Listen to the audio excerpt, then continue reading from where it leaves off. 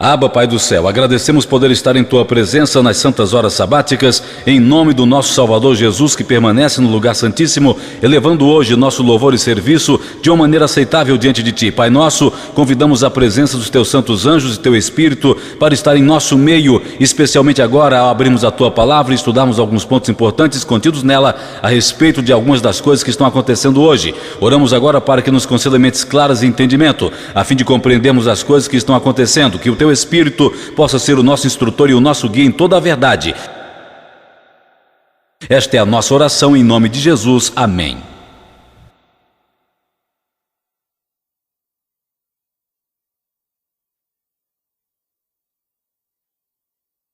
Um feliz sábado a todos! É uma maravilhosa oportunidade para estudarmos a Palavra de Deus juntos, e hoje veremos um tópico importantíssimo, é o tópico intitulado o Alfa e o Ômega. Na Bíblia nós sabemos quem é o Alfa e o Ômega. É Jesus Cristo. Assim, o estudo que faremos hoje tratará acerca de certos aspectos sobre Jesus Cristo, mas também veremos um alfa e um ômega, que é descrito como uma heresia. Então estudaremos um pouco da história da igreja e vamos ver o que poderemos aprender que venha em contato com a pessoa e a identidade de Jesus Cristo. É isso que aprenderemos hoje. Então eu queria que você prestasse cuidadosa atenção, porque algumas coisas vão requerer que vocês pensem um pouco. Então não aceitem tudo o que vocês ouvirem, mas exercitem a capacidade de pensar de vocês e pensem e raciocinem nas várias coisas que veremos juntos conforme compartilhamos. E vamos ver o que poderemos entender sobre o que está acontecendo hoje à nossa volta. Nosso primeiro texto está em Eclesiastes, que nos dá instruções sobre o que temos que fazer. Eclesiastes capítulo 1. Eclesiastes capítulo 1 nos dá instrução acerca de certas coisas e como elas ocorrem. Eclesiastes 1, versos 9 e 10. E lá diz que o que tem sido é o que será, e o que foi feito é o que será feito, e não há nada de novo debaixo do sol. E se existe algo que se possa dizer, veja, isto é novo, já esteve acontecendo na antiguidade antes de nós. Então a Bíblia aqui nos diz que certas coisas têm um costume de se repetirem, e no objetivo de entendermos algumas coisas que estão acontecendo hoje, onde devemos olhar? No passado, na história. Então é isso que faremos hoje. Faremos uma pesquisa histórica pela história de nossa igreja para entendermos a nossa situação em relação ao Alfa e o Ômega, porque várias pessoas estão ouvindo hoje sobre o Ômega da apostasia, e várias pessoas têm muito o que dizer sobre o Ômega da apostasia, mas nós precisamos enxergar o que a história declara sobre o Alfa, e então aprenderemos em particular o que existe sobre o Ômega, que nos ajudará a entender a situação em que estamos hoje. Muitos acham que o que está acontecendo hoje com relação a certos assuntos que estão sendo agitados é algo totalmente novo que não havia acontecido antes, mas a Bíblia que nos diz que não há nada de novo debaixo do sol. Então hoje é isso que faremos. Nós temos aqui um alerta do Espírito de profecia e nós faremos várias leituras juntos, porque é isto que é uma pesquisa histórica. Então fiquem atentos. É dito em Mensagens Escolhidas, volume 1, página 200. No livro Templo Vivo é apresentado o alfa das heresias mortais. O ômega seguirá e será recebido por aqueles que não desejam prestar atenção ao alerta que Deus tem dado. Então, quando falamos sobre o alfa e o ômega, estamos falando sobre uma heresia de que tipo? É uma heresia mortal. Você acha que isto é sério? Isto é muito sério. A irmã White nos conta que o ômega será aceito por uma certa classe de pessoas que rejeitam a fazer uma coisa. Que coisa? Vão rejeitar dar atenção ao alerta que Deus tem dado. Então, para evitar o ômega e saber o que ele é, temos que examinar qual era o alerta que Deus deu a respeito do alfa. E uma vez entendido o alerta que Deus deu sobre o alfa, teremos uma melhor condição para não cairmos e sermos enganados pelo ômega. Então, o que é que faremos hoje? Olharemos tudo o que era o alfa e veremos o que a irmã White diz e os alertas que Deus tinha dado. Agora, o alfa ocorreu nos primeiros anos de 1900 em nossa igreja, quando um médico muito promissor, O médico mais destacado da nossa igreja naquele tempo, Dr. John Harvey Kellogg, escreveu um livro intitulado O Templo Vivo, que a Sra. White menciona na citação que acabamos de ler. Agora, em seu livro O Templo Vivo, Kellogg escreveu uma teologia sobre certas coisas que a Sra. White se opôs e que veremos em mais detalhes. Mas a razão para escrever o livro era de que o sanatório de Battle Creek tinha acabado de se incendiar completamente no ano anterior. Assim foi sugerido ao Dr. Kellogg, que era um médico muito famoso e bom escritor, que escrevesse um livro e que os fundos gerados pela venda do livro ajudassem a reconstruir o sanatório de Battle Creek. Isso era uma ideia muito boa, mas tristemente o doutor inseriu um pouco da sua teologia, que a irmã White identificou para nós como herética, e iremos olhar com mais detalhes neste aspecto sobre o que o Dr. Kellogg estava ensinando, porque a irmã White identificou aquilo como alfa das heresias mortais. Então, estamos lidando com uma heresia mortal, precisamos prestar cuidadosa atenção. Vamos ver o que é dito então. Sabendo que em Ciência do Bom Viver nos é dado um alerta, página 429, as coisas secretas pertencem ao Senhor nosso Deus, mas as coisas que são reveladas pertencem a nós e a nossos filhos para sempre. Ela está citando Deuteronômio ali.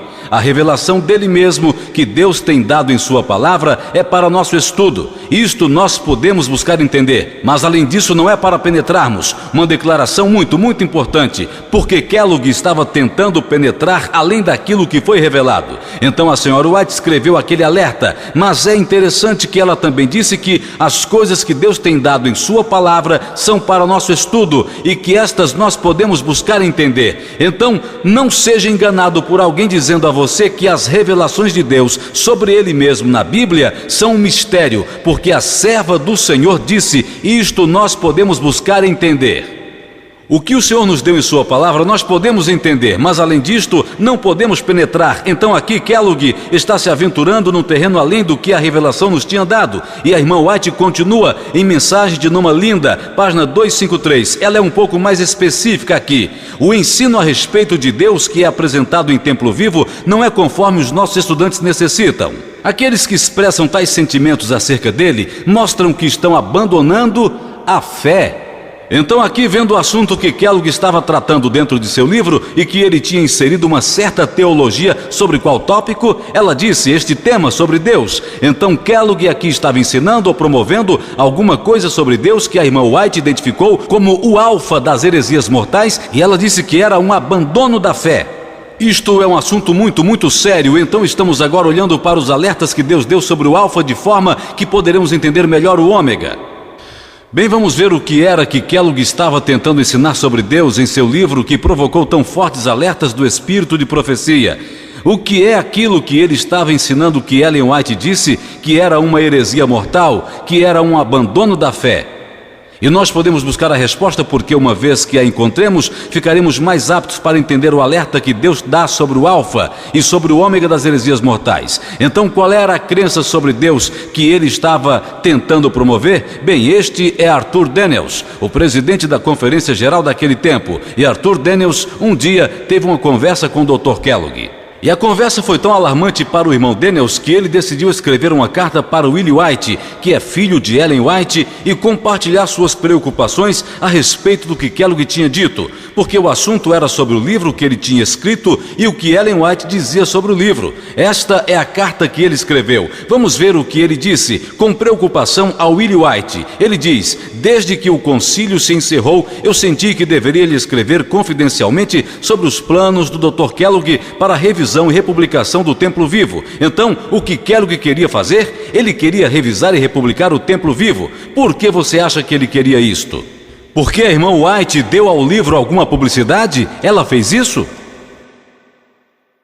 Ela disse que o livro continha heresias, então Kellogg disse, ok, vou reescrevê-lo, vou revisá-lo. Então ele disse isso a Daniels, mas Daniels ficou preocupado, ele continua. Kellogg disse que alguns dias antes do conselho esteve pensando no assunto e começou a ver que tinha cometido um leve erro na expressão de suas visões. Ele declarou então que suas visões formadas sobre a Trindade tinham estado em seu caminho de fazer uma declaração clara e absolutamente correta, mas que dentro de um pequeno instante que ele chegou a crer na Trindade, podia agora ver bem claramente onde toda a dificuldade estava e acreditou que podia clarear o assunto satisfatoriamente.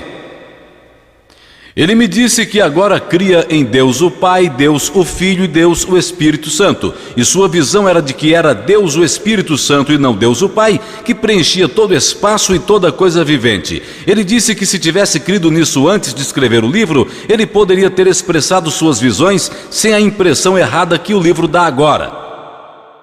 Eu coloquei diante dele as objeções que encontrei na doutrina e tentei mostrar-lhe que a doutrina era tão absolutamente contrária ao Evangelho que eu não enxergava como ela poderia ser revisada pela mudança de poucas expressões. Ok? Então esta é a carta mais reveladora do conteúdo do livro de Kellogg que ele queria revisar e sobre a teologia que ele estava adotando com relação a Deus, que Ellen White havia nos falado. Agora, isto é interessante, Kellogg disse que vinha tido a crer em qual doutrina? Na doutrina da Trindade, e especificamente ele diz que agora crê em Deus o Pai, Deus o Filho e Deus o Espírito Santo. Isso soa familiar para alguém?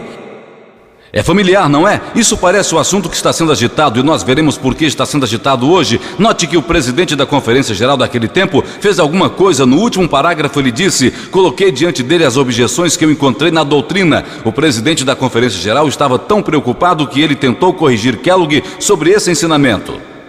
Hoje nós temos pessoas pregando o mesmo ensino de cabeça erguida. É interessante como uma reviravolta pode acontecer, mas nós veremos um pouco mais de perto o que isso significa. Agora, o que a senhora White pensou sobre o que Kellogg tinha dito? Eu irei revisar meu livro. O que eu realmente creio é na Trindade. Eu estou tentando dizer basicamente que eu creio em Deus Pai, Deus Filho e Deus Espírito Santo, e ele queria revisar o livro. Bem, vamos ver o que a irmã White disse sobre isso. Mensagens Escolhidas, volume 1, página 199, 1904. Ela diz: será dito que o templo vivo foi revisado, mas o Senhor me mostrou que o escritor não mudou e que não pode haver unidade entre ele e os ministros do Evangelho, enquanto ele continua a cultivar suas presentes ideias. Eu tenho oferecido erguer minha voz em alerta a nosso povo, dizendo: não seja enganado, de Deus não se zomba. Então, o que a serva do Senhor foi inspirada a escrever em resposta ao que Kellogg tinha dito que ele ia revisar o livro, ela disse: o escritor não mudou. E o que os ministros do Evangelho deveriam fazer? Não devia haver unidade entre os ministros do Evangelho e Kellogg enquanto ele mantinha suas ideias presentes. Quais eram suas ideias atuais, de acordo com a confirmação do presidente da Conferência Geral naquele momento? Que ele cria na Trindade, que cria em Deus Pai, Deus Filho e Deus Espírito Santo. A irmã White disse que os ministros do Evangelho não deveriam ter união com Kellogg quando ele tinha essas opiniões. Ela disse que, na verdade, aquilo era uma zombaria de quem? De Deus. Ela disse: não seja enganado, de Deus não se zomba. Então este assunto é muito sério. Kellogg veio a crer. Tem mais um aqui. Esta é uma carta que ela escreveu para Kellogg. Você não está definitivamente esclarecido sobre a personalidade de Deus, que é tudo para nós como um povo. Você está praticamente destruindo o próprio Senhor Deus. Então, a crença de Kellogg era muito séria, e no que ele tinha vindo a crer, de acordo com o que está escrito, tudo o que estamos fazendo é somente ler o que temos, a análise histórica, porque a Bíblia nos diz que devemos olhar para o passado para aprendermos o que está acontecendo hoje. Então Kellogg simplesmente tinha chegado a crer na Trindade. Tinha chegado a crer em Deus Pai, Deus Filho e Deus Espírito Santo. Esta crença é muito comum hoje. E é tão comum que atualmente, quando se começa a alertar a atenção das pessoas para isto, elas começam a ficar um pouco agitadas ou perturbadas. Elas pensam que isso é um fundamento da fé, não percebendo que o diabo tentou trazer esta heresia para dentro da igreja nos primeiros anos de 1900. O que vemos hoje é apenas um espalhamento, conforme a irmã White profetizou que deveria acontecer. Bom, nós iremos ver mais de perto o que ela tem a dizer. Mensagens Escolhidas, volume 1, página 203, ela diz: na controvérsia despertada entre nossos irmãos acerca dos ensinos deste livro, aqueles em favor de permitir uma larga circulação declaram: ele contém os verdadeiros conceitos que a irmã White tem ensinado. Essa afirmação golpeia em cheio meu coração. Me senti de coração quebrantado por saber que esta descrição do assunto não era verdadeira. Então, como resultado do que a irmã White disse sobre o livro, Kellogg, em defesa própria, disse: o que eu estava tentando dizer é realmente a mesma coisa que a irmã White está ensinando. Então, o que foi que ele tentou usar em suporte de seus ensinos? Ele estava tentando usar o espírito de profecia e naturalmente seus seguidores ouviram isso dele e continuariam repetindo isso, dizendo: olha, o livro contém os mesmos verdadeiros conceitos que a irmã White ensinou. A irmã White disse: isto é uma mentira. Ela disse: meus ensinos não dão suporte a essa teoria que está no livro. Agora, se você fosse resumir em uma palavra o ensinamento desse livro, O Templo Vivo, que palavra você usaria? Ok, a irmã White identifica claramente panteísmo. E o que a palavra panteísmo significa? Deus em tudo. Então este era o ensino que Kellogg estava tentando promover. E ele estava tentando fazer isso enquanto estava crendo na doutrina da Trindade, Deus Pai, Deus Filho e Deus Espírito Santo. Porque quando você apresenta isso às pessoas, a objeção é: mas a irmã White está falando de panteísmo, ela não está falando aqui de Trindade, ela não está falando de Deus Pai, Deus Filho e Deus Espírito Santo. Ela estava repreendendo Kellogg por seus ensinos panteístas, não por sua crença na Trindade. Vocês já ouviram isso antes? Agora nós temos que entender o que Kellogg realmente cria e o que é aquilo que ele identificou como um problema, ou que era aquilo que ele estava tentando ensinar no livro, porque temos que entender: Ellen White se opôs a uma coisa apenas, ou era na verdade um pacote que aparentava como se fosse apenas panteísmo, mas dentro dele havia mais, e isso é o que precisamos pesquisar. Agora a irmã White muito claramente repreendeu Kellogg. Vamos ver como foi que Kellogg resumiu todo o problema, porque várias pessoas dizem: bem, aquilo era sobre este ponto, isto é sobre aquele ponto. Nós temos que pegar a evidência da história que nós temos. Como Kellogg sintetizou todo o problema? Ou seja, o que ele estava tentando ensinar no livro que Ellen White disse é panteísmo, é uma heresia mortal, é abandono da fé. Os ministros do Evangelho não deveriam unir-se a ele enquanto ele tem esses atuais conceitos. Bem, vamos ver o que ele disse. Ele escreveu uma carta para D.I. Butler, e isto é o que ele diz. Kellogg falando: até onde eu entendo a dificuldade encontrada em O Templo Vivo, a coisa toda pode ser resumida na seguinte questão: é o Espírito Santo uma pessoa? Então, de acordo com Kellogg, vamos parar aqui por um momento. De acordo com Kellogg, qual era a coisa toda que ele estava tentando ensinar em Templo Vivo? De sua própria admissão, ele disse: tudo o que estou tentando dizer basicamente se resume a isto: é o Espírito Santo uma pessoa. Isso soa familiar hoje? Ele continua: note quais argumentos ele usa para dar suporte à sua crença. Ele continua: você diz que não. Eu tinha suposto que a Bíblia dizia isto pelo fato de que o pronome pessoal ele é usado no discurso do Espírito Santo. A irmã White usa o pronome ele e tem dito em tantas diversas palavras que o Espírito Santo é a terceira pessoa da divindade. Como o Espírito Santo pode ser a terceira pessoa e não ser uma pessoa de jeito nenhum, é difícil para mim enxergar. Então, sobre o que o Alfa era, afinal? É o Espírito Santo uma pessoa. Isto soa espantosamente familiar hoje. Agora, qual era o argumento que Kellogg estava tentando usar em suporte a esta doutrina? Ele foi ao espírito de profecia, especificamente qual declaração ele estava usando? Que a irmã White disse que o Espírito Santo é a terceira pessoa da divindade. Você já ouviu isso antes? Vi pessoas erguerem a cabeça e dizerem: irmãos, a irmã White disse que o Espírito Santo é a terceira pessoa da divindade, que significa que o Espírito Santo é uma pessoa exatamente como o Pai e o Filho. Bem, não tenha dúvidas, você não é o primeiro a ensinar isso. Kellogg estava fazendo isso em 1903. Então, o grande problema no livro Templo Vivo era sobre a personalidade do Espírito Santo. É o Espírito Santo uma pessoa como o Pai e o Filho ou não? E Kellogg tinha começado a crer que o Espírito Santo era Deus, o Espírito Santo, o indivíduo Deus existente como Deus o Pai e o Filho, formando Deus o Pai, Deus o Filho e Deus o Espírito Santo. Isso, segundo ele, é o grande X da questão no Templo Vivo. A irmã White disse que é o alfa das heresias mortais, e as pessoas pensam hoje que isso não é um assunto importante, que isto é um assunto secundário. Muito claro, agora é importante entender porque a Bíblia diz que as coisas que foram são aquilo que acontecerão. Aqui estamos vendo Kellogg ensinando que o Espírito Santo é uma pessoa individual como o Pai e o Filho, e ele estava usando as declarações do Espírito de profecia, e ele também estava usando o argumento que a Santa Bíblia e o Espírito de profecia chamam o Espírito Santo ri, não it às vezes. A Bíblia e o Espírito de profecia refere-se ao Espírito Santo como it. Precisamos enxergar que o mesmo raciocínio que foi usado para promover o alfa é usado hoje na continuação do alfa que veremos por nós mesmos aqui. Ok, continuando, o que foi que Ellen White respondeu a isso? Então aqui nós captamos da boca de Kellogg que o problema todo podia ser sintetizado. É sobre o Espírito Santo, era o assunto do momento. Em Mensagens Escolhidas, volume 1, página 203, a irmã White diz: sou compelida a falar em contra dos que clamam que os ensinos de Templo Vivo podem ser sustentados por declarações dos meus escritos. Qual declaração que Kellogg especificamente usa? A terceira pessoa da divindade. E Ellen White disse: eu nego que esta afirmação dá suporte ao que Kellogg está ensinando. Deus Pai, Deus Filho e Deus Espírito Santo. Você precisa voltar atrás e ler o que o Espírito de Profecia diz, porque Ellen White acabou de falar a você. Esta declaração não tem o significado da conclusão que foi tirada por Kellogg, que o Espírito Santo é uma pessoa, um Deus Espírito Santo. Ela continua: pode haver neste livro expressões e ideias que estão em harmonia com meus escritos, e podem haver em meus escritos várias declarações que, tomadas de sua conexão e interpretadas de acordo com a mente do escritor de Templo Vivo, poderiam parecer estar em harmonia com os ensinos deste livro. Isto pode dar aparente suporte à afirmação que as ideias de Templo Vivo estão em harmonia com os meus escritos, mas Deus proíbe que essa ideia prevaleça. Então a irmã White disse: eu sei que existem algumas declarações que escrevi que, se você tirar fora do contexto, elas vão parecer dar suporte à doutrina que Kellogg estava ensinando.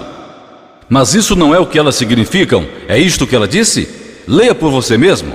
Agora eu vejo pessoas que hoje precisam voltar a ler o Espírito de Profecia, porque as pessoas hoje estão fazendo as mesmas coisas que Kellogg fez.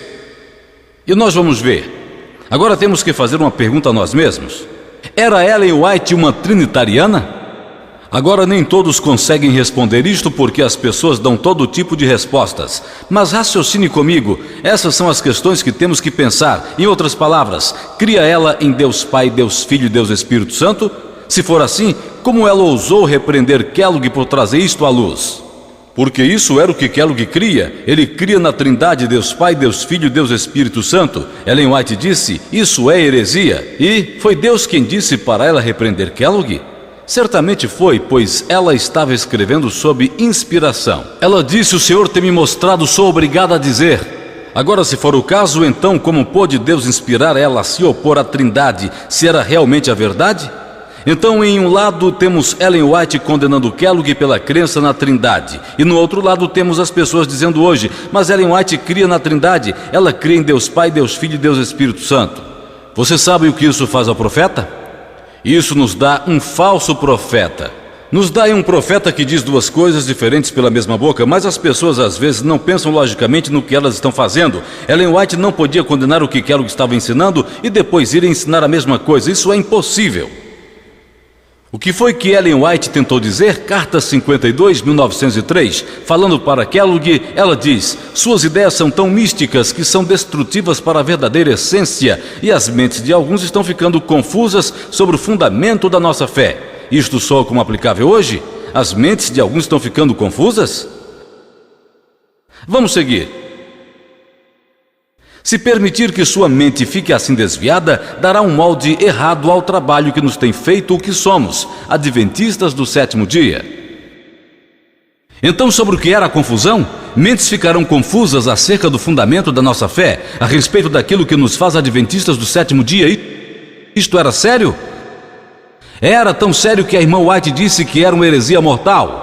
O que nós precisamos fazer é entender o que Kellogg estava ensinando, que estava pondo em perigo as bases da nossa fé, o fundamento que nos faz adventistas do sétimo dia. Então precisamos perguntar a nós mesmos: nós vimos o que Kellogg cria, o que era considerado o fundamento naquele tempo? Qual era o ensino da igreja naquele tempo que Kellogg estava se afastando e que Ellen White disse: você está em perigo acerca dos fundamentos da nossa fé, você está abandonando a fé? Isto faz sentido?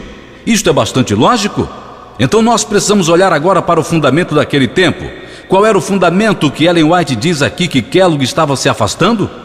Ok, vamos dar uma olhada, por exemplo, em relação ao Espírito Santo, porque este era o assunto que Kellogg tinha sintetizado ao ponto de dizer: é o Espírito Santo uma pessoa? Eu creio nisso porque a irmã White disse: ele é a terceira pessoa da divindade. Então eu creio em Deus, o Espírito Santo.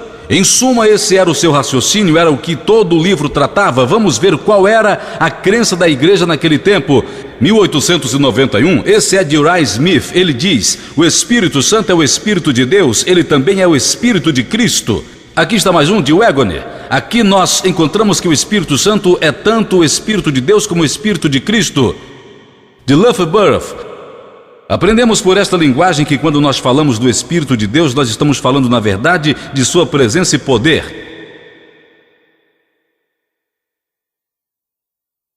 Isso soa para você que esses irmãos acreditassem que o Espírito Santo era uma pessoa chamada Deus, o Espírito Santo? Não! Eles criam que o Espírito Santo era o Espírito de Cristo. Loveborn é muito claro ali embaixo. Este Espírito é a presença e poder de Deus. Vejam ali embaixo, é a presença e o poder de Deus uma pessoa diferente de Deus? Certamente não. Esta é uma definição muito clara que Loveborn está dizendo. Ele disse, quando falamos do Espírito, é na verdade a presença e o poder de Deus. De onde você acha que Loveborn iria pegar essa definição? Você acha que talvez ele tenha lido o Espírito e Profecia em seus dias? E talvez chegou a cruzar com a declaração de Signs of the Times de 23 de 11 de 1891, que diz: o Espírito Divino que o Redentor do mundo prometeu enviar é a presença e poder de Deus. Isto soa como uma pessoa diferente para você? Então isto aqui era o fundamento que a igreja cria naquele tempo. Kellogg estava se afastando disso. Ele estava dizendo, ouça, o Espírito Santo é uma pessoa, é Deus o Espírito Santo. Ellen White disse, tenha cuidado. Então, no intuito de comparar o que Kellogg estava crendo com o fundamento daquele tempo, quando Deus dá seu Espírito, Deus nos dá outro indivíduo ou Ele mesmo? Kellogg me ensinaria o quê? Nader, ele é um indivíduo que seria chamado do quê? Deus Espírito Santo. Então, quando Deus nos dá o seu Espírito, nos dá Deus Espírito Santo, uma pessoa diferente. Mas o fundamento da fé daquele tempo diz que o Espírito Santo é na verdade o Espírito de Deus e de Cristo, é a presença e o poder de Deus.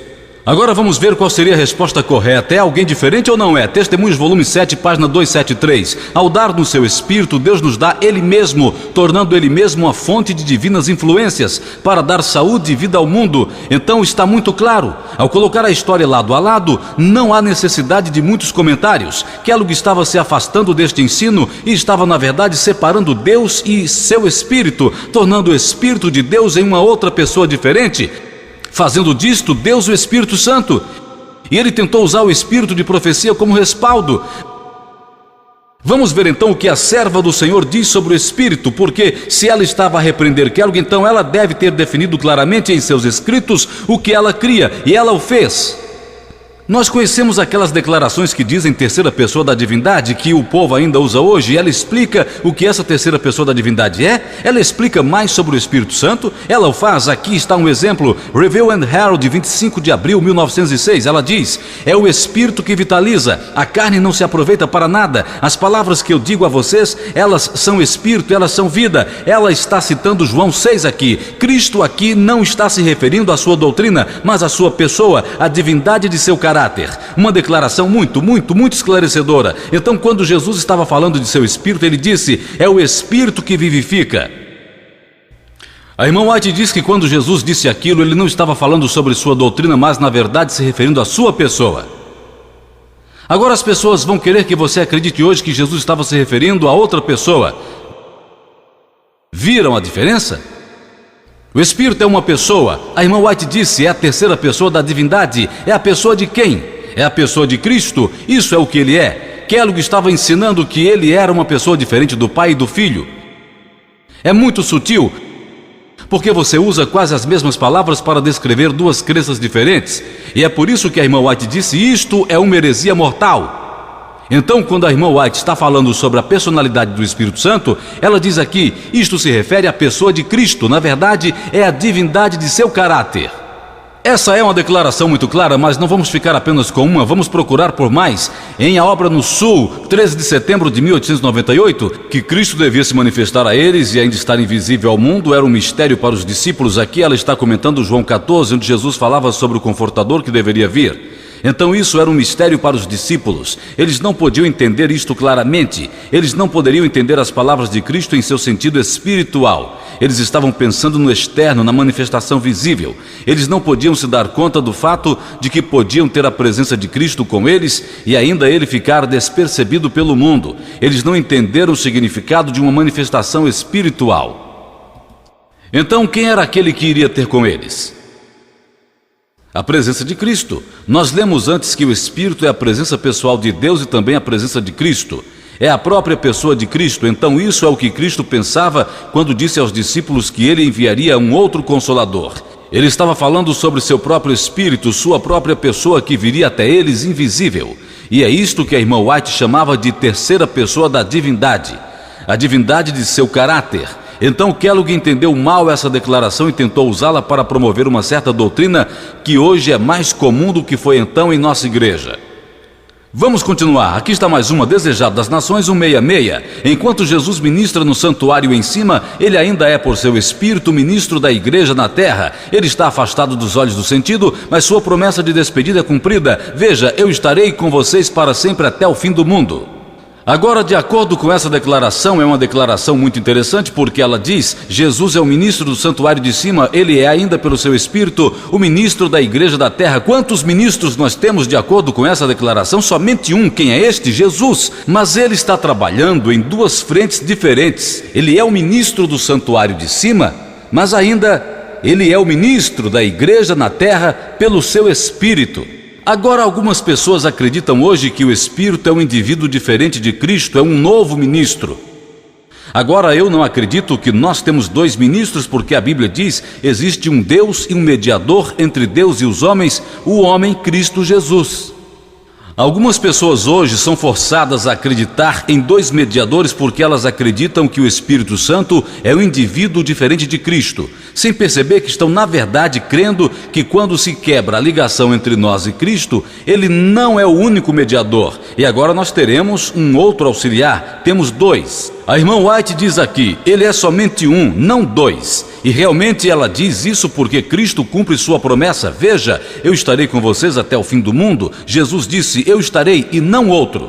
Ok, vejamos, existem outros. Review and Herald, 19 de maio de 1904. Cristo declarou que após sua subida enviaria à sua igreja como seu glorioso presente o Confortador, que tomaria seu lugar. Este Confortador é o Espírito Santo, a alma de sua vida, a eficácia de sua igreja, a luz e a vida do mundo. Com seu Espírito, Cristo envia uma influência reconciliadora e um poder que arranca o pecado. Uma definição muito clara, ela diz que esse Confortador que Jesus prometeu enviar é o Espírito Santo. Este Espírito Santo é a alma da sua vida. Questão: é a alma da vida de Jesus uma pessoa diferente dele? Não. É a essência da sua própria pessoa, é o principal da sua própria personalidade. Agora, este é o problema que as pessoas estão tendo hoje, porque como pode a alma da vida de Cristo ser um indivíduo diferente? Como pode o Espírito Santo ser Deus Espírito Santo? Por isso temos esse entendimento bizarro que Ellen White disse: esta é uma heresia muito perigosa. Continuando, o Missionário do Lar, 1º de novembro de 1893. O Espírito Santo é o Confortador, como a presença de Cristo para a alma. É isto então, a presença pessoal de Cristo. E esta é, na verdade, a palavra que confunde as pessoas. Ela diz que isto é a presença pessoal de Cristo. Quando Cristo vem para nos confortar pelo seu Espírito Santo, é bastante pessoal. Ele envia o principal da sua própria pessoa. Não é uma pessoa diferente dele, é ele mesmo. Como nós lemos na Declaração de Testemunhos, volume 7, ao dar-nos seu Espírito, Deus nos dá Ele mesmo, não algum outro, e este é o novo exemplo. O Desejado das Nações, 669. O Senhor sabe tudo sobre seus servos fiéis que por sua causa estão dormindo na prisão ou foram banidos para ilhas solitárias. Ele os conforta com sua própria presença. O Senhor os conforta com sua própria presença, não com algum outro. Agora, hoje nós temos que ser práticos acerca do que cremos, porque muitos gostam de passar muitas horas argumentando e eles trazem várias declarações deste lado, várias declarações para o outro lado e eles querem entrar numa discussão. Mas é importante que a teoria seja analisada no nível prático, na aplicação prática daquilo que cremos como verdade, como essa crença atua em nossa vida. Ou seja, se nós perguntássemos a nós mesmos: quem é o seu Consolador? Falando de forma prática, como na teologia, quem é o seu Consolador? É uma pergunta que temos que responder porque o seu Consolador é o único que o assiste e o ajuda a superar o pecado. Agora, se você acredita naquela doutrina como a de Kellogg, que foi chamada de a Trindade, ou às vezes isto na verdade é uma crença no triteísmo, em três deuses, e nós veremos isso um pouco mais profundamente em outra apresentação. Você iria crer que havia Deus Pai, Deus Filho e Deus Espírito Santo, e Deus Filho foi para o céu, agora nós temos Deus o Espírito Santo. Então quem seria o seu Consolador? O Espírito Santo, uma pessoa diferente do Pai e do Filho, não é? Não seria Jesus, seria algum diferente. Enquanto se você cresce na Bíblia e no Espírito Profecia, no que você realmente creria? Quem seria o seu Consolador? Agora vamos deixar a serva do Senhor responder. Ela diz: não há Consolador como Cristo, tão terno e tão verdadeiro. Review and Herald, 26 de outubro de 1897. Aqui está outra. O Salvador é nosso Consolador. Isto eu tenho provado que Ele é. Manuscript Releases, volume 8, página 49. Mais uma, através da fé olhamos para Jesus, nossa fé rompe as sombras e adoramos a Deus por seu maravilhoso amor ao dar Jesus o Consolador. Agora, esta é uma expressão que é meio raramente usada hoje, Jesus o Consolador. As pessoas pensam que não é Jesus o Consolador, mas é Deus o Espírito Santo. E elas estão dando crédito a alguém que não é Cristo, quando na verdade Cristo é o Consolador. Que situação triste. Você sabe que Jesus é o nosso Consolador, mas nós estamos aqui dando o crédito a um outro chamado Deus Espírito Santo. E quando alguém nos tenta corrigir sobre isso, dizemos: oh não, sua doutrina é muito perigosa. Não é perigoso crer que Jesus é nosso Consolador. É muito perigoso acreditar diferente disso, porque Jesus é o único que foi tentado e provado como nós fomos e venceu.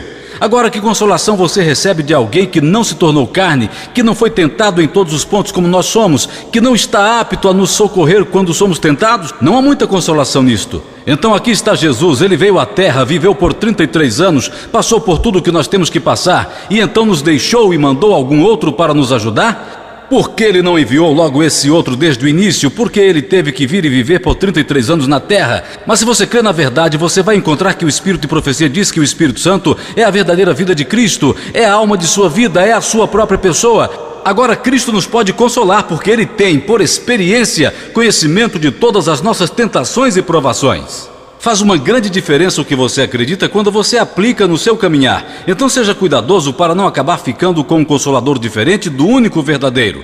Agora aqui está a pergunta que temos que fazer a nós mesmos. E a irmã White nos dá uma resposta: por que nós estamos fracos hoje? Isto é uma coisa que a maioria das pessoas não gosta de admitir. Mas se você for honesto consigo mesmo, você vai perceber que a igreja está muito fraca e as coisas espirituais estão definhando e as coisas não estão realmente como deveriam estar. E apesar de não gostarmos de admitir que acontece às vezes, mas se realmente pensarmos honestamente em nossos corações, nós veremos que este é o caso. Você já teve curiosidade de saber por que esta condição de coisas existe entre o povo de Deus? Eu tive muitas vezes essa curiosidade: por que a igreja está fraca? Por que isto? Por que nós ainda estamos na terra, quando nós supunhamos estar no céu, dizendo que Jesus estava vindo em breve? Por que estamos na terra mais de 160 anos após 1844? Esta resposta, entre outras, pode nos dar alguma pista sobre a razão desta condição fraca existir. É dito, a razão por que as igrejas estão débeis, fracas e prontas para a morte é que o inimigo trouxe influências de uma natureza desencorajadora para repousar sobre as almas temerosas. Ele procurou tapar Jesus da visão deles como consolador, como o único que reprova, que adverte, que admoesta, dizendo: este é o caminho, andai por ele. Então, o que o diabo estava tentando fazer para enfraquecer as igrejas? Tapar Jesus da nossa visão como consolador. Ou seja, Ele nos dá um outro Consolador. Este Consolador hoje chega pelo nome de Deus Espírito Santo, uma pessoa diferente de Cristo. Eu tenho perguntado às pessoas, eu tinha conversas com alguns estudantes e dizia: quem é o seu Consolador? É Jesus? Eles diziam: não, é o Espírito Santo. Eles pensam em algum outro diferente. Esta é uma das razões de por que estamos débeis, fracos e prontos para a morte. Porque Satanás teve um alto grau de sucesso em esconder que Jesus é o Consolador. As pessoas não acreditam que Jesus é o Consolador. Elas pensam em algum outro, por causa da teologia que eles aceitaram. Agora, vamos observar outro detalhe. Porque a irmã White identifica o alfa das heresias mortais, ela diz que o ômega seguiria e seria recebido por aqueles que não estão dando atenção aos alertas que Deus deu. O alfa lidou especificamente em qual ponto? Conforme Kellogg, ele resumiu todo o assunto em uma pergunta: é o Espírito Santo uma pessoa? Agora o ômega hoje não está apenas atacando, não está apenas causando confusão acerca do Espírito Santo, mas está estendendo e causando confusão sobre o Filho de Deus também.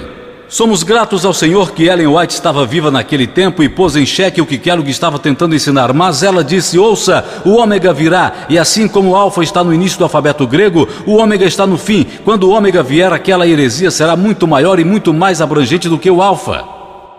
O Alfa foi um pouco contido e somos gratos a Deus porque a serva do Senhor escreveu sobre isso, porque nenhum dos ministros na hora detectaram que havia um problema. E então a irmã White escreveu sobre isso. Agora hoje nós temos que examinar qual era o fundamento da fé sobre o Filho de Deus, porque este era um assunto que também ficaria em confusão entre o povo de Deus hoje.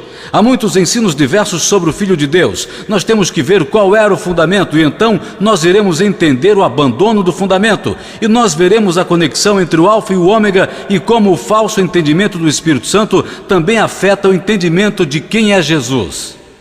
E para entendermos o fundamento, precisamos apenas olhar para alguns escritos. Aqui está um exemplo de Tiago White na Review and Herald, 4 de janeiro de 1881. Ele diz: o pai era maior que o filho pelo fato dele ser o primeiro. O filho era igual com o pai pelo fato dele ter recebido todas as coisas do pai. Uma declaração clara, não precisa de comentário. Essa era a crença deles sobre o Filho de Deus. Eles acreditam que Jesus era, como a Bíblia diz, realmente o Filho de Deus. Hoje as pessoas dizem, isso é uma heresia. Se você realmente crê que Jesus é o Filho de Deus, isso é perigoso, irmão. Bem, vamos ver o que é mais dito sobre o fundamento da nossa fé. Este é John Andrews, e ele diz lá na Review and Herald de novo, 7 de setembro de 1869, e como sendo o Filho de Deus, ele estaria também excluído, porque ele tinha Deus por seu pai, e teve, em algum ponto da eternidade do passado, um princípio de dias. A crença deles no Filho de Deus era muito clara. Eles criam que realmente Jesus era o Filho de Deus, que ele foi gerado de seu pai. O pai é realmente, como a Bíblia diz, o pai de Jesus Cristo. E então Jesus Cristo recebeu todas as coisas de seu pai. Porque essa crença hoje está sendo atacada através do que também é chamado Deus, o Filho. Nós lidamos com Deus Espírito Santo e nós temos um termo muito comum que hoje é usado, um termo não bíblico que o Espírito Profecia nunca usa, chamado Deus Filho. E nós veremos a implicação disto em um momento. Vamos ver um outro detalhe, assim nós não ficamos com apenas um ângulo da visão. Este é J.H. Waggoner, ele é o pai de Waggoner, o jovem Elliot Waggoner, aquele que em 1888, junto com Jones, estava apresentando a mensagem da justificação pela fé. Então este é o seu pai. E este é um comentário que ele fez sobre triteísmo. Agora o triteísmo é a crença em três deuses, Deus Pai, Deus Filho e Deus Espírito Santo, totalmente sem parentescos. Note que ele diz em Ideia sobre o Batismo, em 1878, ocorreu algo muito cedo que tornou a doutrina da Trindade em triteísmo. Isso é com respeito aos primeiros séculos, e ao invés de três pessoas divinas, como na teologia do Pai, Filho e Espírito Santo, resultou em três seres colaterais, coúnicos e autoriginados, fazendo deles três princípios absolutos e independentes, sem qualquer relação de pai e filho, que é a mais adequada noção de três deuses. Muito claro.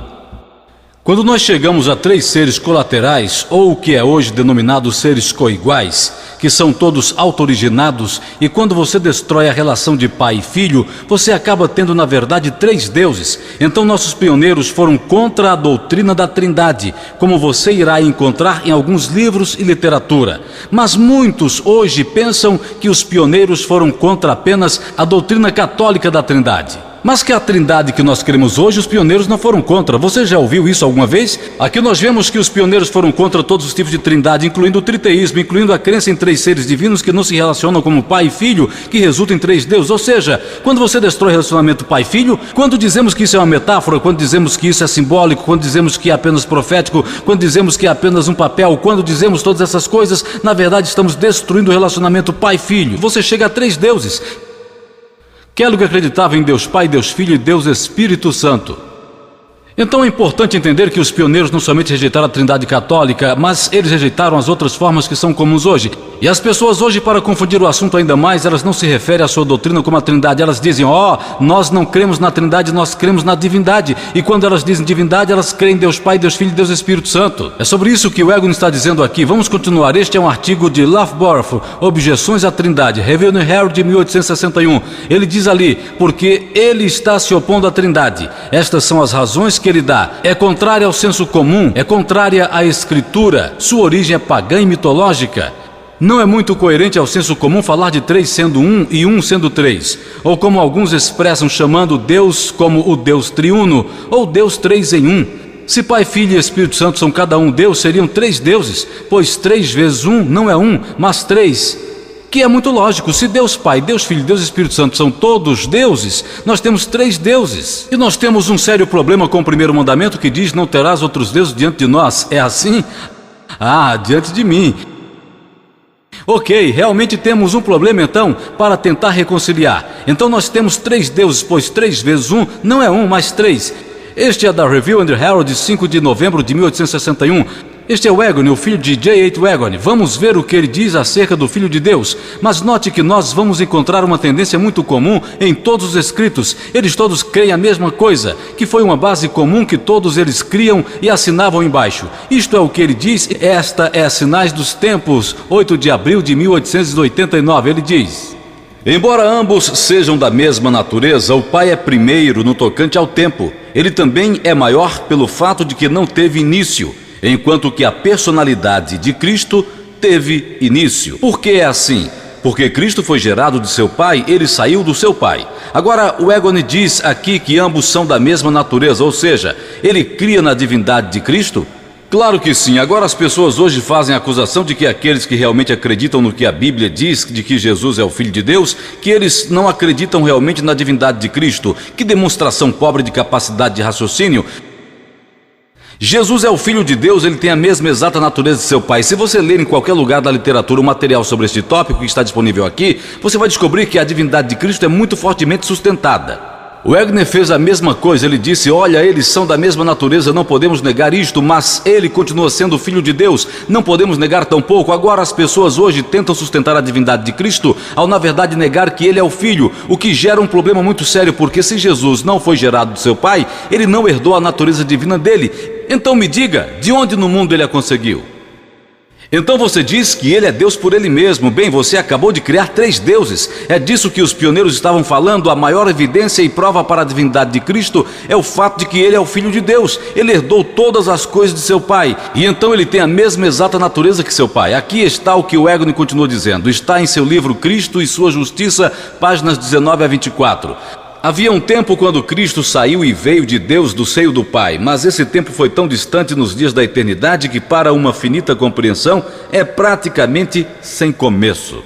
Agora essas duas declarações, alguém pode pensar que o Wagner está quase se contradizendo, porque na primeira ele disse a personalidade de Cristo teve um início, mas agora ele diz, olha, era tão distante que para nós é praticamente, nós quase podemos dizer, era sem início. Mas essas declarações não se contradizem, elas na verdade se harmonizam. Elas mostram que essa crença, esse evento foi tão distante que para nós, para a finita compreensão, está além da nossa computação humana, está além do nosso cálculo, não pode ser medido por anos ou por símbolos matemáticos como o espírito de profecia diz. E praticamente falando, poderia ser sem princípio porque é muito distante.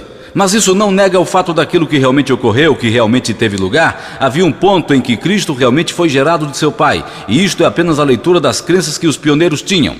Precisamos nos questionar que muitas pessoas dizem, sim, está tudo muito certo, mas o espírito de profecia não está de acordo com esses irmãos que estavam ensinando isso sobre Jesus.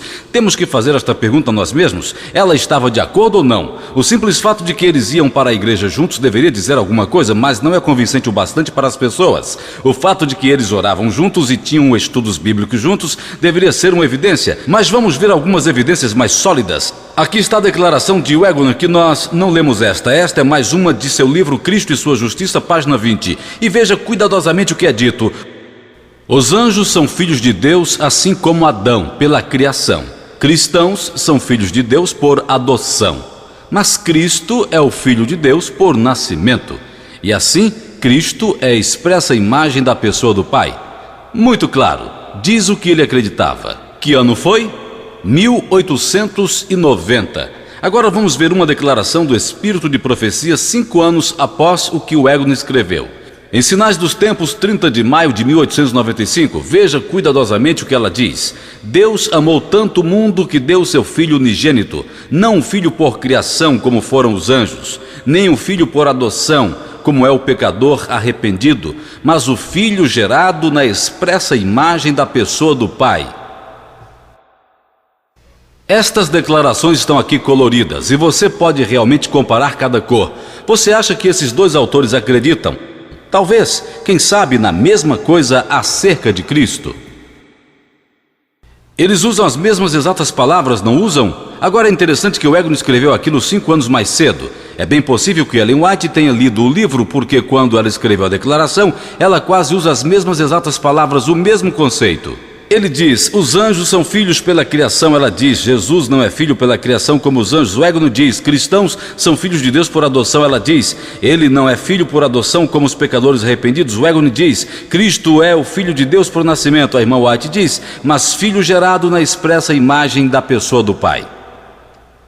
Isso nos diz que a palavra gerado significa criado? É isso? É o que algumas pessoas querem que você acredite. Elas dizem, gerado significa criado, irmão. Você está dizendo que Jesus é criado? Bem, se você simplesmente procurar no dicionário o que a palavra gerado significa, vai descobrir que significa justamente o que o Égono quis dizer. Significa nascimento. A palavra unigênito não significa criado, porque se você olhar aquela declaração com cuidado, você vai descobrir que a senhora White faz sob inspiração, faz uma distinção divina entre a palavra gerado e criado. Então, seja cuidadoso quando você diz que gerado é igual a criado, porque a inspiração divina diz que gerado é diferente de criado, porque é dito no início daquela declaração, ele não é um filho pela criação, mas ele é o filho gerado. Então não fique confundindo o povo de Deus dizendo gerado é criado, quando o espírito de profecia sob inspiração faz uma clara distinção. Você está dando falso testemunho. É melhor você tomar cuidado para não misturar gerado com criado. Mas como as pessoas gostam de vencer os argumentos às vezes e gostam de dizer algo que vai espantar todo mundo de acreditar na verdade, e soa muito assustador quando você diz que Jesus é criado. Quando você crê na verdade bíblica que Jesus é gerado, algumas pessoas dizem, você está dizendo que ele é criado. Bem, não é o que estamos dizendo. A Bíblia diz, ele é gerado, e o profeta diz, é diferente de criado. Então seja mais cuidadoso com o que você repete e com o que você está compartilhando. Jesus é o filho por nascimento, ele não é criado. Há uma clara diferença. Ellen White foi trinitariana? Ela ensinou o triteísmo? Porque quando mostra essa evidência, as pessoas ainda dizem, espere um minuto, quero que estava lá. Mas hoje temos textos claros do Espírito de Profecia de que Ellen White era realmente uma crente em Deus Pai, Deus Filho e Deus Espírito Santo, um trio de seres divinos individuais. E eles têm algumas declarações que pensam dar suporte a isso. Mas temos que nos questionar. Vamos ler algumas declarações agora e vamos pensar. Poderia uma pessoa que acreditava em tal doutrina, a doutrina de três seres individuais, em três deuses, ou Deus Pai, Deus Filho e Deus Espírito Santo, poderia tal pessoa fazer declarações como estas? Vamos examinar. Esta é de Instrutor da Juventude, 16 de dezembro de 1897. Desde a eternidade havia uma completa unidade entre o Pai e o Filho. Eles eram dois, mas muito perto de ser idênticos. Dois em individualidade, mas um em espírito, coração e caráter. Aqui temos uma declaração que menciona Pai, Filho e Espírito. Diz que o Pai e o Filho eram quantos? Dois, e muito perto de serem idênticos. O que isso quer dizer? Não exatamente idênticos, apenas uma curta distância de serem idênticos. E então diz, eles eram dois em individualidade, porém um em espírito. Você se lembra do que os pioneiros disseram? O Espírito Santo é, na verdade, o Espírito de Deus e o Espírito de Cristo, ou seja, o Pai e o Filho compartilham o mesmo Espírito.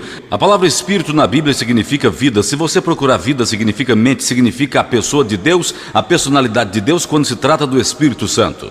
Então aqui vemos que não está sendo ensinado que o Espírito Santo é um ser individual como o Pai e o Filho. Eram dois, mas um em espírito. Mas esta não é a única declaração. Vamos olhar mais uma. Prestem muita atenção nesta aqui. Este é o grande conflito, página 493. Todo mundo já deve ter lido esta declaração. Cristo, a palavra, o único gerado de Deus, era um com o Pai eterno, um em natureza, em caráter e em propósito, o único ser em todo o universo que poderia entrar em todos os conselhos e propósitos de Deus. Está muito claro, Jesus é o único ser em todo o universo que pode entrar nos conselhos de Deus. Agora, se você crê que o Espírito Santo é um ser como o Pai e o Filho, como fica isso de que ele não pode entrar nos conselhos de Deus? Poderia ser que a sua crença não está curada? Sim, é bem possível, porque foi dito que os conselhos de Deus incluem somente quantos? Dois, o Pai e o Filho. O Pai e o Filho compartilham o mesmo Espírito. Mas se você não crê que o Espírito Santo é um ser individual como o Pai e o Filho, e na verdade crê que o Espírito Santo é a presença e o poder de Deus, é sua própria presença pessoal pela qual ele nos conforta, então você não tem nenhum problema em entender que o Espírito Santo sim existe. Este é outro problema. Várias pessoas dizem, você está dizendo que Deus, o Espírito Santo, não existe. Isso é uma coisa estranha de se acreditar. Como alguém pode acreditar que não existe Espírito Santo enquanto eles têm a Bíblia nas mãos? Existe Espírito Santo, mas existe uma compreensão errada e outra correta sobre o Espírito Santo. E é uma compreensão errada que Kellogg ensinava e que está sendo muito ensinada hoje, que o Espírito Santo é um ser individual chamado Deus Espírito Santo, como o Pai e o Filho. Mas o entendimento correto sim mantém que existe um Espírito Santo, é o Espírito de Deus, o Espírito de Cristo, a presença pessoal do Pai e do Filho. Mas vamos ler mais, ainda não é suficiente, vamos olhar outra, aqui está. Instrutor da Juventude, 7 de julho de 1898, somente o Pai e o Filho devem ser exaltados, isso é claro. Somente o Pai e o Filho devem ser exaltados. Então o que eu presumo fazer com Deus Espírito Santo? Percebe que as pessoas hoje estão muito inconsistentes na sua crença? Se você crê em Deus Pai, Deus Filho e Deus Espírito Santo, e você pretende adorar a Deus, você vai adorar a quem? Pai, Filho e Espírito Santo? Você vai exaltar o Pai, o Filho e o Espírito Santo, mas o Espírito Santo inspirou esta declaração e diz a você: Pai e Filho somente devem ser exaltados. Veja que o Espírito Santo é a inspiração por trás das declarações que estamos lendo. Do Espírito Santo é que estamos falando, e o Espírito Santo sabe quem ele é, se podemos colocar assim. Se somente o Pai e o Filho devem ser exaltados, então você está em um sério problema, porque você está mantendo uma adoração a Deus Espírito Santo, que você crê ser um Deus individual, exatamente como o Pai e o Filho são. Mas vamos ler mais outra, aqui está uma muito clara, Testemunhos, volume 8, página 268, 1898. Deus é o Pai de Cristo, Cristo é o Filho de Deus. A Cristo foi dada uma posição exaltada, ele foi feito igual ao Pai, todos os conselhos de Deus estão abertos a seu Filho. Isso soa como se fosse feito por alguém que crê na Trindade ou no triteísmo? As pessoas hoje creem que Deus é realmente o Pai de Cristo e que Cristo é o Filho de Deus? Note que é praticamente uma repetição para o nível das crianças, não é? Diz as mesmas palavras, mas na ordem inversa, deixando claro, o espírito de profecia está dizendo: ouça, é muito simples, Deus é o Pai de Cristo, Cristo é o Filho de Deus. Tornando simples, você não precisa ficar confuso sobre isso. E ainda assim as pessoas continuam confusas hoje. É muitíssimo triste. E diz: a Cristo foi dada uma posição exaltada, ele foi feito igual ao Pai. E quantas pessoas acreditam nisso hoje? Eles acreditam na doutrina da Trindade, em Deus Pai, Deus Filho e Deus Espírito Santo. É dito bem aqui, de acordo com a inspiração, a Cristo foi dada uma posição exaltada, ele foi tornado igual ao Pai. Isso foi bem antes dele ter vindo à Terra, porque alguns dizem: isso foi quando ele voltou para o céu, não é? Bem, você leu o contexto da declaração. Isso foi no céu, anterior à sua vinda à Terra. Vamos ver, há mais alguma?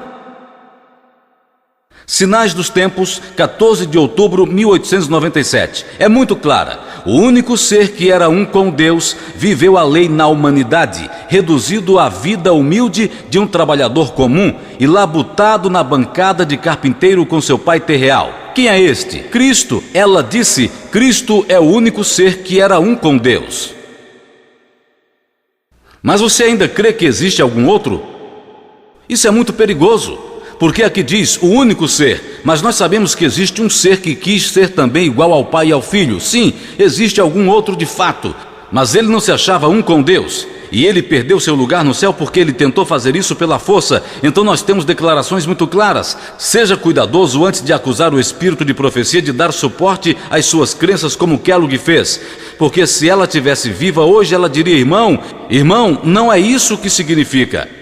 Mensagens Escolhidas, volume 2. Aqui está uma profecia sobre o ômega. Nós olhamos para o alfa, olhamos para a história, olhamos para o fundamento, olhamos para doutrinas que podem ser afetadas pelo que Kellogg cria, porque nós vamos fazer a aplicação para hoje e entender o que está acontecendo hoje, causando confusão entre o povo de Deus. Esta profecia é muito conhecida. Mensagens Escolhidas, volume 1, páginas 204, 205, 1903. O inimigo das almas tem procurado trazer a suposição de que uma grande reforma deveria ser feita entre os adventistas do sétimo dia, e que esta reforma consistiria em abandonar as doutrinas que se erguem como os pilares da nossa fé e se engajar em um processo de reorganização. Se esta reforma ocorrer, qual será o resultado? Os princípios da verdade que Deus em sua sabedoria deu à igreja remanescente seriam descartados. Nossa religião seria mudada.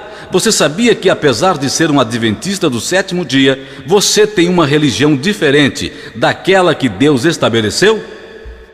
Diz que nossa religião seria mudada. Como você acha que eles irão chamar a nova religião?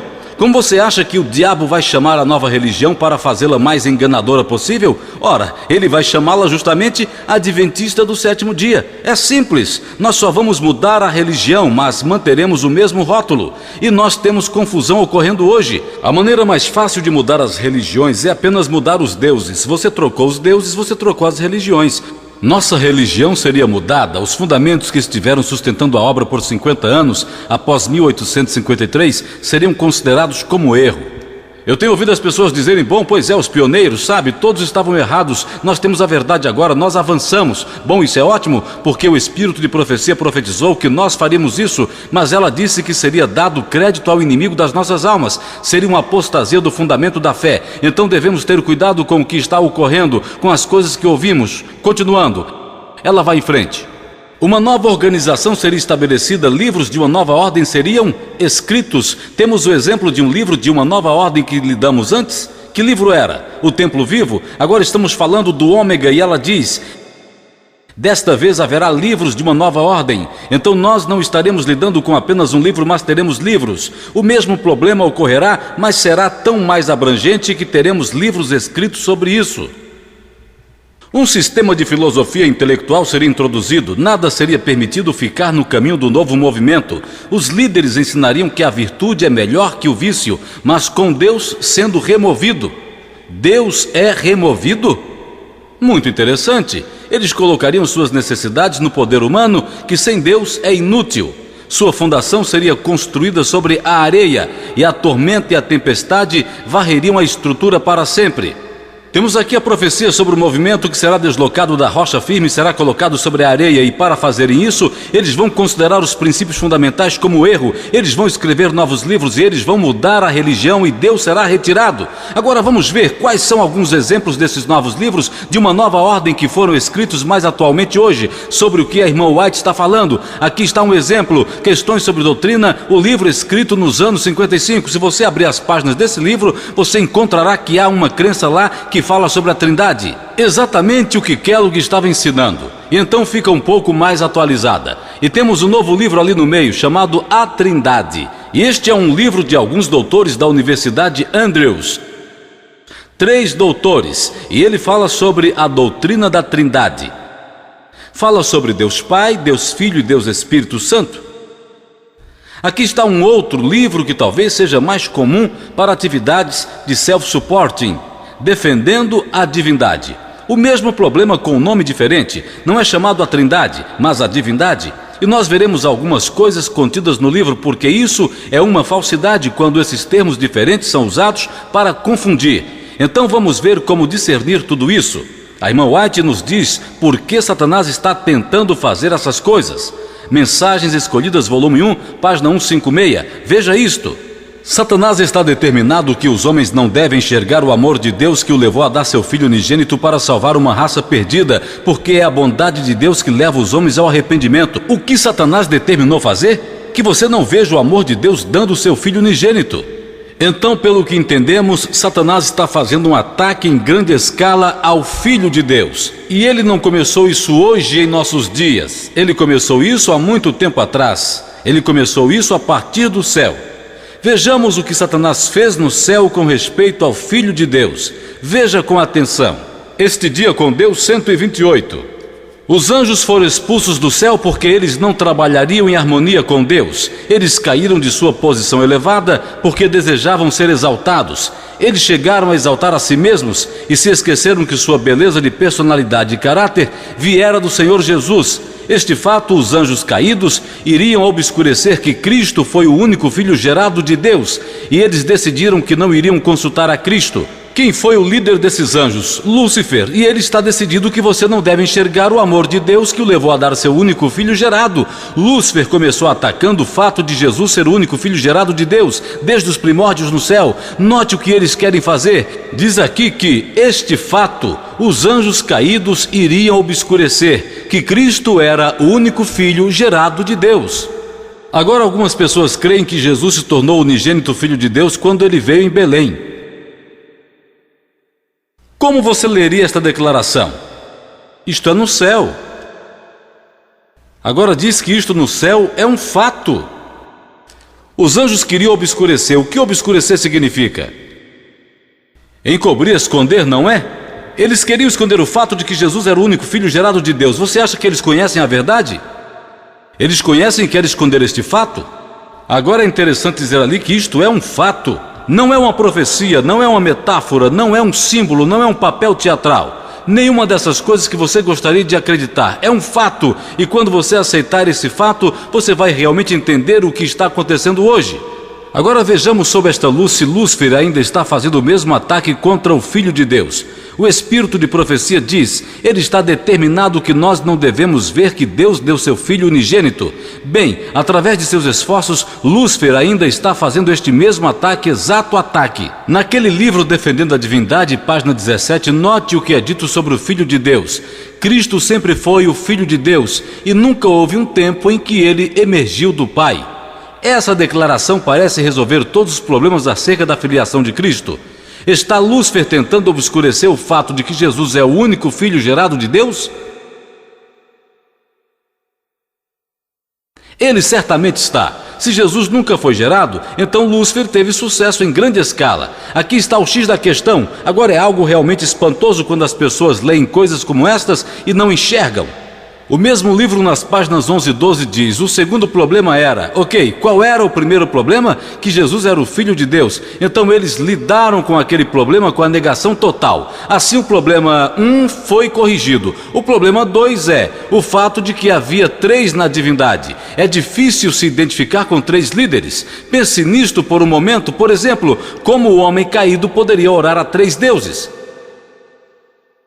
Houve necessidade de um padrão especial, assim os humanos olhariam para um Deus soberano como o Senhor de tudo em suas vidas. Bom, é admitido a introdução do livro de que há uma crença em 3 deuses. Agora, honestamente, sabe, eu me preocupo se não há de fato uma necessidade de levantar aqui, abrir a Bíblia e dizer ao povo, ouça irmão, está errado crer em 3 deuses. Eu acho isso incrivelmente irônico. Eu honestamente creio que esse tipo de assunto já foi tratado na escola sabatina. Ter que se levantar para dizer 3 deuses está errado, só adoramos um Deus e depois vem as pessoas dizendo, não, isso é uma heresia. Você pode saber que o diabo teve muito sucesso para enganar muita gente? Embora estas pessoas ao escrever admitam em seus livros, o povo ainda lê os livros e pensam que grande fonte de luz e informação. Os pioneiros foram muito claros sobre isto. A crença em 3 deuses é um credo falso. Esta é outra variação da doutrina da Trindade. É uma doutrina que ensina que existe Deus Pai, Deus Filho e Deus Espírito Santo totalmente sem parentescos entre eles. O Filho não é realmente um filho e esse era o primeiro problema. Deviam eliminar que Jesus era o Filho. O segundo problema era ficar com 3 seres divinos. Temos 3 deuses. E o livro tenta resolver esse problema ao dizer, bem, um dos seres divinos disse, olhe, todos vão me adorar, e não necessariamente aos outros 2, e criando todo tipo de cenário bizarro só para conseguir algum tipo de harmonia, para harmonizar 3 deuses com a Bíblia, o que é absolutamente impossível. Bem, em Materiais de 1888, página 1633, Ellen White diz muito claramente, não há lugar para deuses no céu acima, não há lugar para deuses no céu acima. Isso parece óbvio, mas o Espírito Santo a inspirou a escrever isso por razões óbvias. Deus é o único Deus verdadeiro, ele preenche todo o céu. Aqueles que agora se submetem à sua vontade verão a sua face, e seu nome estará nas testas de todos que são puros e santos. Enquanto há pessoas ensinando que existem 3 deuses, Ellen White diz, ouçam, não há lugar para deuses em cima no céu, Deus é o único Deus verdadeiro. De quem ela está falando? Deus o Pai. João 17,3 diz, Jesus falando de seu Pai diz, que possam te conhecer como o único Deus verdadeiro. João 3,17. A próxima evidência disso é que ele disse, eles verão a sua face e seu nome estará aonde? Nas suas testas. Em Apocalipse 14,1 diz que os 144 mil tinham o nome do seu Pai nas suas frontes. Esse é o Pai de Jesus. Estamos falando aqui do Pai e foi dito, não existem deuses acima. Deus o Pai é o único Deus verdadeiro e nós já vimos isso antes, que Deus é o Pai de Cristo e Cristo é o Filho de Deus. Vamos ver, lembre-se que nós lemos essas declarações apenas para compará-las de forma clara. Nós lemos isso antes. Kellogg resumiu o problema todo dizendo, todo o problema do alfa, só estamos conectando os pontos entre o alfa e o ômega. Todo o problema do alfa, o que eu queria dizer é basicamente o Espírito Santo, uma pessoa.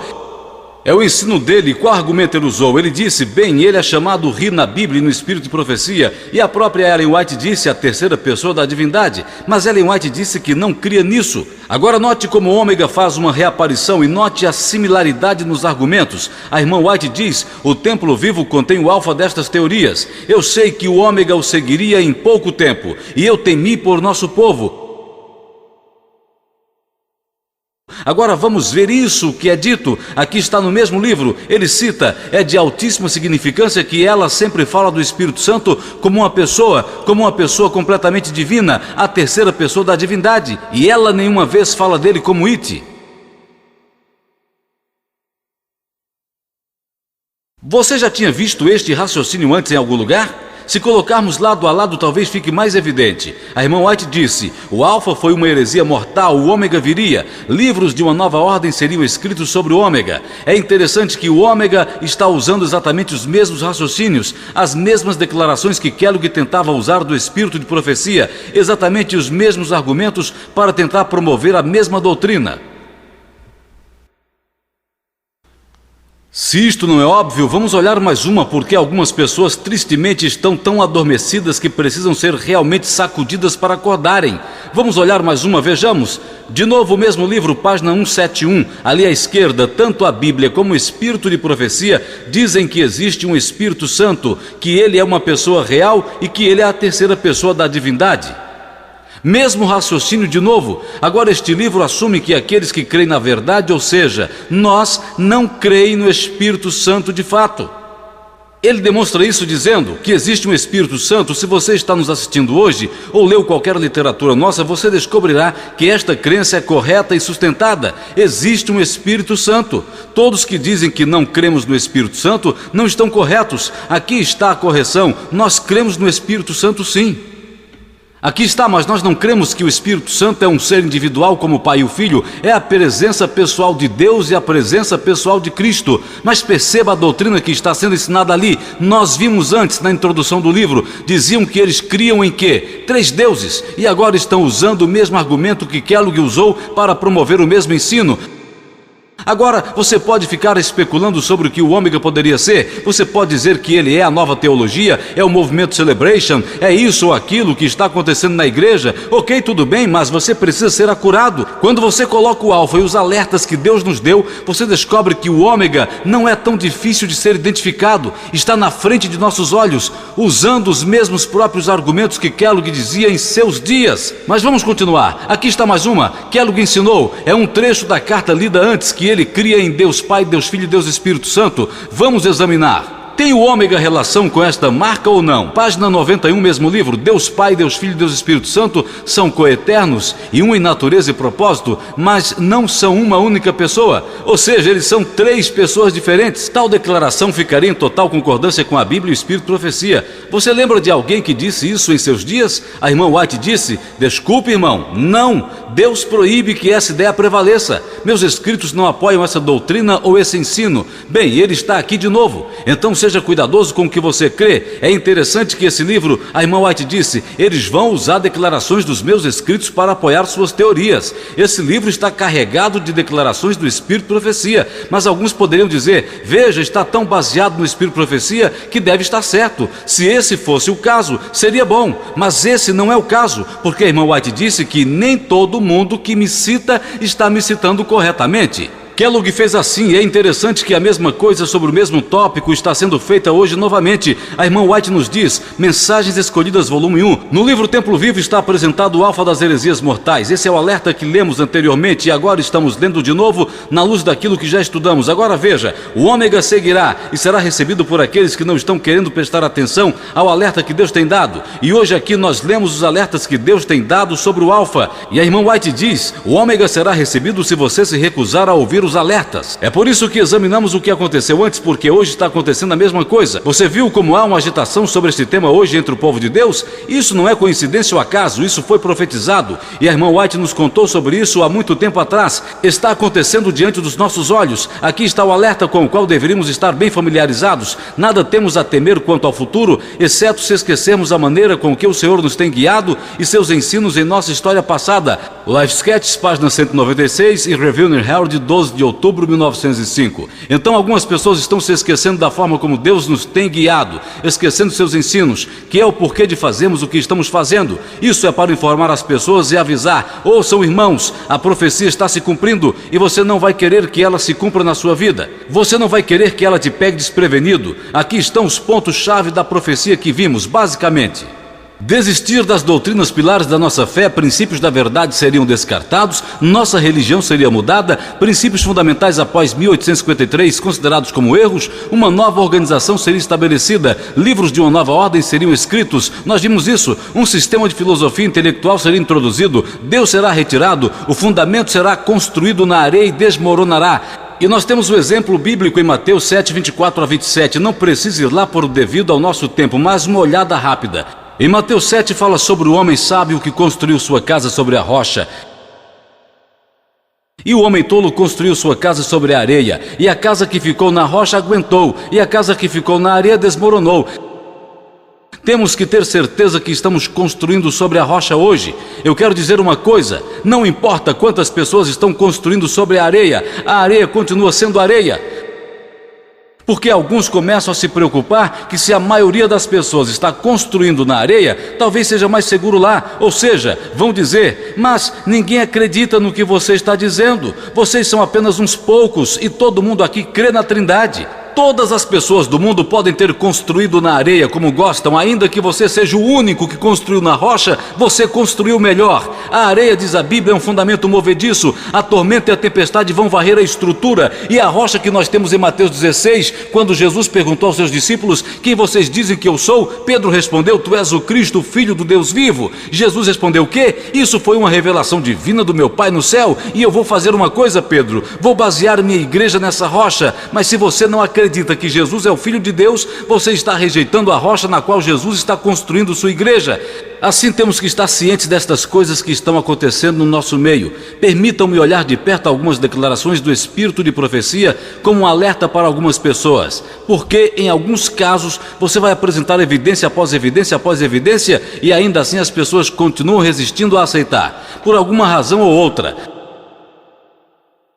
Vamos ler o que é dito, Mensagens Escolhidas, volume 1, página 201.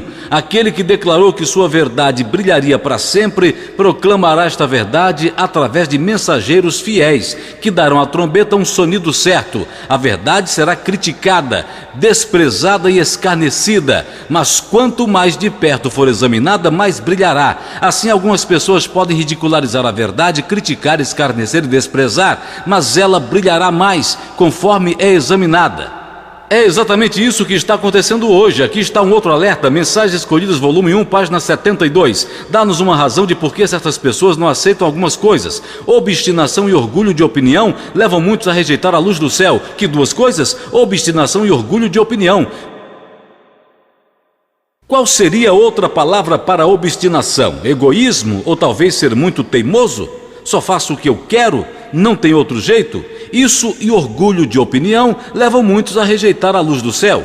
Eles aderem a ideias acariciadas, interpretações fantasiosas das Escrituras e perigosas heresias. Hoje nós examinamos uma perigosa heresia, tão perigosa que foi rotulada como heresia mortal. Diz que algumas pessoas se apegarão a essas heresias e se um testemunho é fornecido para corrigir estes erros, eles querem, como muitos nos dias de Cristo, ir embora descontentes. Um testemunho foi dado hoje, através do Espírito de profecia que estamos lendo, para corrigir algumas dessas heresias hoje. É triste que quando compartilhamos isto com algumas pessoas, elas ficam estressadas e alguns dizem: não fale comigo sobre isto nunca mais. Como se você tivesse trazido alguma coisa muito assustadora ou que os ofende. A razão por que Deus está enviando estas coisas é para nos ajudar a sair do erro para a verdade. Deus não está enviando essas coisas para nos condenar, mas para nos levantar. Então a mesma coisa está acontecendo hoje. Quando o testemunho é dado para corrigir esses erros, muitas pessoas vão embora descontentes. Mensagens Escolhidas, volume 1, aqui está de novo. É plano de Deus dar suficiente evidência da natureza divina de sua obra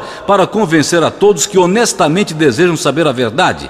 Se você realmente quer saber a verdade, Deus dará suficiente suficiente evidência para que você veja a verdade, mas ele nunca remove toda a oportunidade para a dúvida. Todos os que desejam pôr em dúvida e contestar encontrarão chance. Por outro lado, se quiser sentar e ficar argumentando, escrevendo livros, dissertações e artigos, você pode fazer isso. Deus disse que não vai remover toda a evidência para duvidar. Ele não remove toda a oportunidade para a dúvida, mas nossa posição e nosso alvo não é sentar e questionar e contestar e argumentar e debater por horas. Nossa posição é somente dar a verdade, dar o testemunho da verdade. Deus deu a você um caminho livre, uma mente e raciocínio, então você pode pensar e decidir e responder por você mesmo diante de Deus.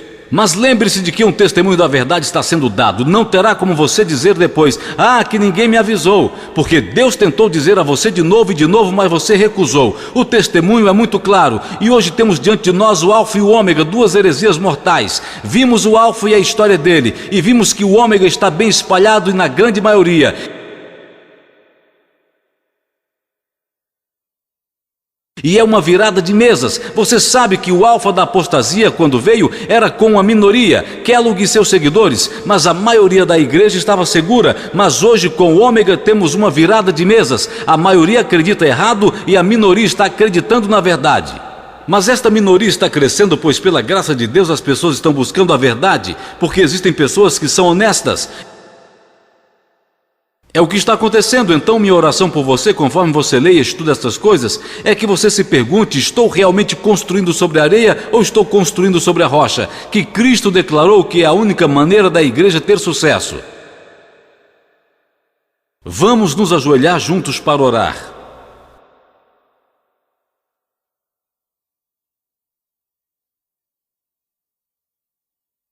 Bendito Pai que estás no céu, muitas graças por Jesus Cristo, teu Filho unigênito, que não retiveste de nós, mas deste-o para mostrar o quanto nos tens amado. E te agradecemos pelos claros testemunhos dados em tua palavra, que mesmo embora o diabo tente obscurecer esse fato e escondê-lo de nós, todavia cremos e compreendemos que tu nos tens amado tanto ao dar-nos teu Filho.